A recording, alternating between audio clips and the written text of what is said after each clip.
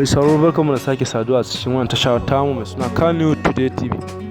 Ta sake farauto muku sababbin labarai na mawaƙan nan na ƙasar Hausa. Auta MG Boy ya sake sakar muku da wani sabuwar waƙa sa wacce wa laƙabi da abin rabo ne. To mai sauraro idan wannan shine zuwan ka na farko ka danna mana subscribe sannan ka danna mana alamar ƙarawa. Ta haka ne za mu ci gaba da sanar da kai sababbin shirye-shiryenmu da zarar mun dora.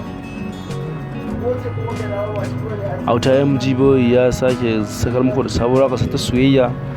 To domin samun wani waƙa ta shi ku tafi kan YouTube channel nashi mai suna Auta MG Boy.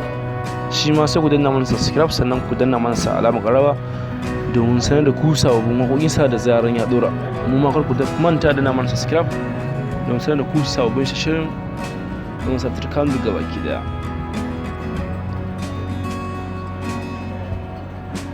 Tashar mun bata da alhakin daura bidiyon wani ko kuma waƙar wani saboda mulkin mallaka.